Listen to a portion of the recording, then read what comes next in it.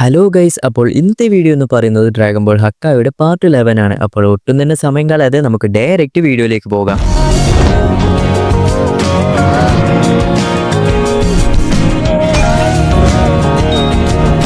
Last നമ്മൾ പറഞ്ഞത് നമ്മുടെ ഗോക്കുവും അതുപോലെ തന്നെ സെലസ്റ്റിയൽ മേജിലുള്ള ഒഡിസുവും തമ്മിൽ ഫൈറ്റ് ചെയ്ത് അവസാനം ഗോക്കു ഒരു കാമയാമയ യൂസ് ചെയ്യുന്നതൊക്കെയാണ് നമ്മൾ പറഞ്ഞത്. അങ്ങനെ നമ്മുടെ ഒഡിസുയെ നോക്കിക്കഴിഞ്ഞാൽ ഒഡിസുവിന്റെ ഡ്രസ്സും കാര്യങ്ങളൊക്കെ പോയി നല്ല രീതിയിൽ ഡാമേജ് ആയതുപോലെയാണ് നമുക്ക് കാണിച്ചു തന്നിട്ടുള്ളത്. എന്നാൽ ഒഡിസു ആണെങ്കിൽ അത് വലിയ സംഭവമായിട്ടൊന്നും കാണുന്നുമില്ല. അപ്പോഴാണ് ഗോക്കുവിന്റെ ഉള്ളിലുള്ള ആ ഒരു ഈവിൾ ആയിട്ടുള്ള ഒരു സംഭവമില്ലേ, അതായത് ഗോക്കു ഔട്ട് ഓഫ് കൺട്രോൾ ആയി കഴിഞ്ഞാൽ ഗോക്കുവിന്റെ ഉള്ളിൽ നിന്ന് തന്നെയുള്ള ഒരു ഈവിൾ ആയിട്ടുള്ള ഒന്ന്, തൽക്കാലം അതിനെ നമുക്ക് ഈവിൾ ഗോക്കു എന്ന് പറയാം. അങ്ങനെ നമ്മുടെ ഈവിൾ ഗോക്കു നീ എന്നെ പുറത്തേക്ക് വിടി, ഇവന്റെ കാര്യം ഞാൻ നോക്കിക്കോളാം തുടങ്ങിയ കാര്യങ്ങളൊക്കെ ഗോകുവിനോട് പറയാൻ തുടങ്ങും. എന്നാൽ ഗോകു ആണെങ്കിൽ അവനെ പുറത്ത് വിടാതെ ഗോകുവിന് തന്നെ മനസ്സിലാകും ഇനി കുറച്ച് കെയർഫുൾ ആയി ഇരിക്കണം, കാരണം ഈവിൾ ഗോക്കു പുറത്തു വന്നു കഴിഞ്ഞാൽ ഈ ഒരു യൂണിവേഴ്സിന്റെ കാര്യത്തിൽ തന്നെ തീരുമാനമാകും. കൂടാതെ നമ്മുടെ ഗോകു പറയും, ഒഡിസു നീ വ്യത്യസ്തനായിട്ടുള്ള ഒരാളാണ്, അതായത് ഒഡിസുവിന്റെ ഡ്രസ്സൊക്കെ നോക്കിക്കഴിഞ്ഞാൽ നമ്മുടെ പൈക്കണ്ട പോലെയാണ് ഉള്ളത്, നീ ആരാണെന്ന് തുടങ്ങി നിന്നെ കുറിച്ചുള്ള കൂടുതൽ കാര്യങ്ങൾ എനിക്ക് അറിയണം തുടങ്ങിയ കാര്യങ്ങളൊക്കെ നമ്മുടെ ഗോകു ഒഡിസുവിനോട് പറയുന്നു. അങ്ങനെ അത് കഴിഞ്ഞ് പിന്നെയും ഇവരുടെ ഫൈറ്റ് തുടങ്ങും. ഇവിടെ ഒഡിസുവിനെ നോക്കിക്കഴിഞ്ഞാൽ ലൈറ്റ്നിങ് പവേഴ്സ് ഒക്കെ വെച്ചാണ് ഫൈറ്റ് ചെയ്യുന്നത്. അങ്ങനെ ഇവരുടെ ഫൈറ്റിൽ ഒഡിസുവിന്റെ ഒരു അറ്റാക്കിൽ നമ്മുടെ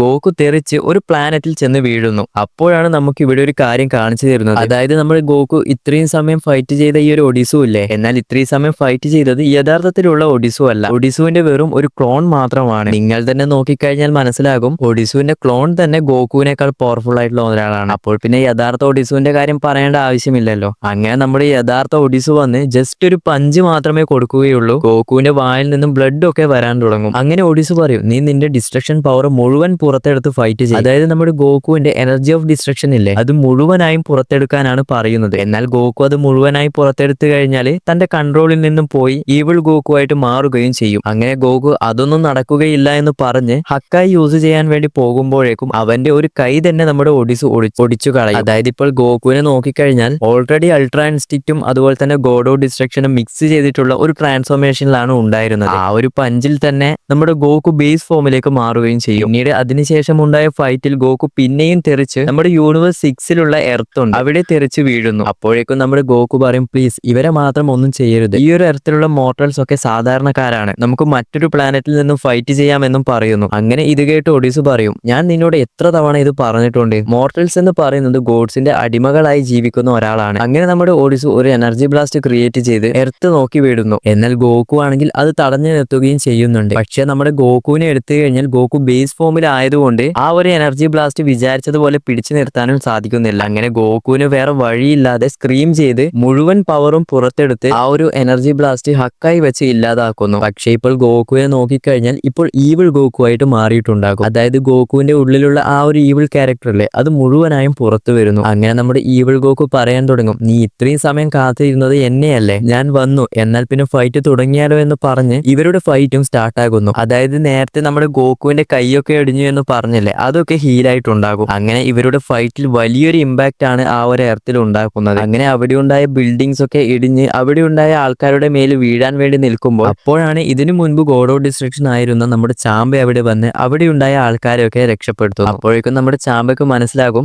ഗോകു ഇപ്പോൾ തന്റെ ഫുൾ എനർജി ഓഫ് ഡിസ്ട്രക്ഷനിലാണ് ഉള്ളത്, അതുപോലെ തന്നെ ഇപ്പോൾ അവന്റെ കൺട്രോളിലല്ല തുടങ്ങിയ കാര്യങ്ങളൊക്കെ മനസ്സിലാക്കിയെടുക്കുന്നു. ഇപ്പോൾ നോക്കിക്കഴിഞ്ഞാൽ നമ്മുടെ ഈവിൾ ഗോകു ആണ് കുറച്ചധികം ശക്തനായിട്ടുള്ളത്. അതുകൊണ്ട് തന്നെ ഈവിൾ ഗോകു പറയും, നീ എന്റെ കയ്യിൽ നിന്നും അടി വാങ്ങുന്നതല്ലാതെ എന്നെ ഒന്നും പഞ്ച് ചെയ്യുന്നില്ലല്ലോ. അങ്ങനെ ഇപ്പോൾ ഇവരുടെ ഫൈറ്റ് നോക്കിക്കഴിഞ്ഞാൽ വേറെ ലെവലിലാണ് പോകുന്നത്. നമ്മുടെ ഈവിൾ ഗോകു പഞ്ച് ചെയ്ത് ഒഡിസു തെറിച്ചൊരു വാൾക്കാനയിലേക്ക് വീഴുകയും ആ ഒരു ലാവയൊക്കെ കൺട്രോൾ ചെയ്ത് ഈവിൾ ഗോകുവിനെ അറ്റാക്ക് ചെയ്യുകയൊക്കെ ചെയ്യുന്നുണ്ട്. അങ്ങനെ ഒഡിസുവിന് മനസ്സിലാകും, അതായത് ഇപ്പോൾ ഗോകു അവന്റെ മുഴുവൻ പവറിലാണ് ഉള്ളത്, ഒരു ഡിസ്ട്രക്ഷൻ ബീസ്റ്റ് പോലെ. അപ്പോൾ തന്നെ ആ ഒരു ഈവിൾ ഗോകു പറയും, ഞാൻ തന്നെയാണ് യഥാർത്ഥത്തിൽ ഡിസ്ട്രക്ഷൻ ബീസ്റ്റ്, നിന്നെ കൊല്ലാൻ പോകുന്നതും ഞാനാണ് എന്നൊക്കെ പറയാനും തുടങ്ങുന്നു. അപ്പോഴാണ് ഒഡിസു ആ ഒരു ആൻസന്റെ പവർ മുഴുവനായും പുറത്തു കൊണ്ടുവരുന്നു. ഈ സമയം നമ്മുടെ ഒഡിസുവിനെ നോക്കിക്കഴിഞ്ഞാൽ അവന്റെ പുറകിൽ വാലൊക്കെ ആയിട്ട് വരാൻ തുടങ്ങും. നമ്മൾ നേരത്തെ പറഞ്ഞിരുന്നു ഇവനെ കാണാൻ തന്നെ ഒരു സെയ്യനെ പോലെയാണ് ഉള്ളതെന്ന്, എന്നാൽ ഇവിടെ കൂടുതലായിട്ട് ഒഡിസുവിനെ പറ്റി പിന്നെ പറഞ്ഞു തരുന്നുമില്ല. അങ്ങനെ ഈ സമയം നമ്മുടെ ഒഡിസുവിനെ നോക്കിക്കഴിഞ്ഞാൽ നമ്മുടെ ഒഡിസു ഈവിൾ ഗോകുവിനെ നോക്കി ഒരു പഞ്ച് കൊടുക്കുന്നു. എന്നാൽ ആ ഒരു പഞ്ചിൽ തന്നെ ഈവിൾ ഗോകുവിന്റെ വായിൽ നിന്ന് ബ്ലഡ് ഒക്കെ വരാൻ തുടങ്ങുന്നു. അങ്ങനെ പിന്നെയും ഇവരുടെ ഫൈറ്റ് കണ്ടിന്യൂ ആകുന്നു. കൂടാതെ ഇവർ ഫൈറ്റ് ചെയ്യുന്ന ഇമ്പാക്ട് എല്ലാം ആ ഒരു യൂണിവേഴ്സ് 6ന്റെ എർത്തിൽ കാണാനുമുണ്ട്. അതായത് സുനാമി, ഭൂകമ്പം പോലുള്ള പല കാര്യങ്ങളും അവിടെ നടക്കുന്നുണ്ട്. എന്നാൽ ഈ സമയം തന്നെ അവിടെ സുപ്രീം ഗായ് വന്ന് തന്റെ പവേഴ്സ് വെച്ച് അതൊക്കെ കൺട്രോൾ ചെയ്യാനും ശ്രമിക്കുന്നുണ്ട്. അങ്ങനെ ഈ സമയം നമ്മുടെ സുപ്രീം ഗായ് ചാമ്പയുടെ അടുത്ത് പോയി, നിങ്ങൾ ഇതിനു മുൻപുണ്ടായ ഗോഡ് ഓഫ് ഡിസ്ട്രക്ഷൻ അല്ലേ, നിങ്ങൾക്ക് ഇത് തടയാൻ കഴിയില്ലേ തുടങ്ങിയ കാര്യങ്ങളൊക്കെ ചോദിക്കുന്നു. അപ്പോഴേക്കും നമ്മുടെ ചാമ്പ പറയും, ഞാൻ വേണമെങ്കിൽ ഇവിടെയുള്ള ആൾക്കാരെയൊക്കെ പ്രൊട്ടക്ട് ചെയ്യാം, അല്ലാതെ അവരെ തടയാനൊന്നും എനിക്ക് കഴിയില്ല. ഓൾറെഡി ഞാനൊരു വീക്ക് ആയിട്ടുള്ള ആളാണ്. ഒഡിസൂനെ പോലെയുള്ള ഒരു ക്യാരക്ടറിന്റെ കൂടെ ഫൈറ്റ് ചെയ്ത് ജയിക്കുക എന്ന് പറയുന്നത്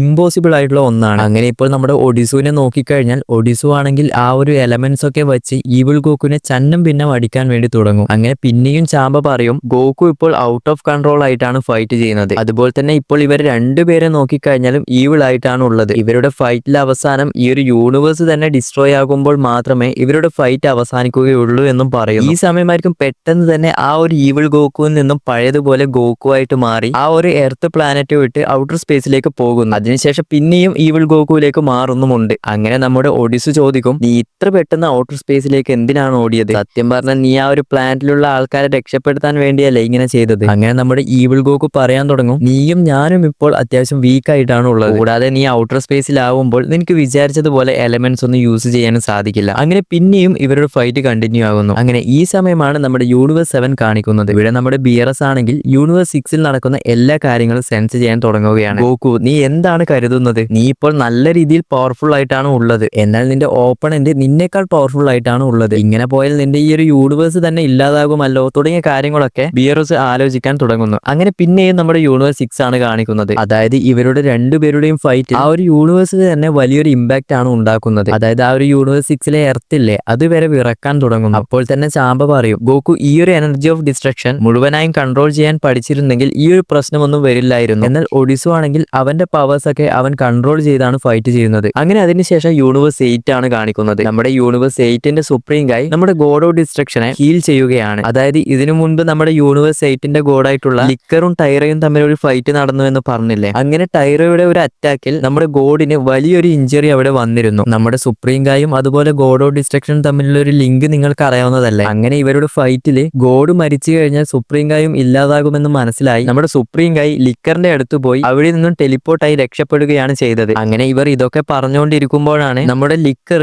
ഗോകുവിന്റെ എനർജി സെൻസ് ചെയ്തു. എനിക്ക് തന്നെ ആ ഒരു സെലസ്റ്റൈൽ മേജിനെ പിടിച്ചു നിർത്താൻ കഴിഞ്ഞില്ല. അപ്പോൾ പിന്നെ ഗോകുവിന്റെ അവസ്ഥ എന്തായിരിക്കും എന്ന് പറയാൻ തുടങ്ങുന്നു. അങ്ങനെ അതിനുശേഷം യൂണിവേഴ്സ് 11 ആണ് കാണിക്കുന്നത്. ഇവിടെ നമ്മുടെ ജെറിനും ബെൽമാണ്ടും തമ്മിൽ സംസാരിക്കുകയാണ്. ജെറിൻ പറയും, എന്തുകൊണ്ടാണ് എന്നെ നേരത്തെ വിളിക്കാഞ്ഞത് തുടങ്ങിയ കാര്യങ്ങളൊക്കെ പറയുകയാണ്. ഇവർ പറഞ്ഞുകൊണ്ടിരിക്കുമ്പോഴാണ് നമ്മുടെ ഗോകുവിന്റെ എനർജി ഇവർ പെട്ടെന്ന് തന്നെ സെൻസ് ചെയ്യുന്നത്. അങ്ങനെ അതിനുശേഷം യൂണിവേഴ്സ് 6 എടുത്ത് നോക്കിക്കഴിഞ്ഞാൽ നമ്മുടെ ഒഡിസുവും ഈവിൾ ഗോക്കുവും ഔട്ടർ സ്പേസിൽ നിന്നും വേറെ ലെവലിലുള്ള ഫൈറ്റ് ആണ് ഇപ്പോൾ പോകുന്നത്. അതായത് ഇവർക്ക് തന്നെ ഇവരുടെ ഫൈറ്റ് കൺട്രോൾ ചെയ്യാൻ കഴിയാത്ത രീതിയിലാണ് ഇപ്പോൾ പോകുന്നത്. ഇവരുടെ ഫൈറ്റിൽ ബ്ലാക്ക് ഹോൾ പോലുള്ള പല സംഭവങ്ങളും ഇവിടെ ക്രിയേറ്റ് ആകുന്നുമുണ്ട്. ഇതൊക്കെ കണ്ട് ഒഡിസു തന്നെ പറയുന്നുണ്ട്, ഈ ഒരു ഫൈറ്റ് തുടങ്ങി വെച്ചത് ഞാൻ തന്നെയാണ്, പക്ഷെ ഇപ്പോൾ എന്താണ് സംഭവിക്കുന്നതെന്ന് എനിക്ക് തന്നെ ഒരു പിടിയുമില്ല എന്ന് പറയുന്നു. അപ്പോഴാണ് നമ്മുടെ ഈവിൾ ഗോക്കു പറയുന്നത്, നിന്നെ ഞാൻ എന്തായാലും കൊല്ലും, അത് കഴിഞ്ഞ് ഈ ഒരു യൂണിവേഴ്സ് തന്നെ ഇല്ലാതാക്കും എന്നൊക്കെ പറയാൻ തുടങ്ങുന്നു. അപ്പോഴാണ് നമ്മുടെ യൂണിവേഴ്സ് 6ന്റെ സുപ്രീം ഗായിനെ കാണിക്കുന്നത്. അങ്ങനെ നമ്മുടെ സുപ്രീം ഗായ് പറയും, ഇനി എന്തെങ്കിലും ചെയ്യണം. അപ്പോഴാണ് നമ്മുടെ ചാമ്പ പറയുന്നത്, നിനക്ക് ഒന്നും തന്നെ ഇനി ചെയ്യാൻ സാധിക്കുകയില്ല, ഈ ഒരു യൂണിവേഴ്സ് ഇല്ലാതാകും, അതുപോലെ നമ്മളും മരിക്കും എന്ന് പറയുന്നു. കൂടാതെ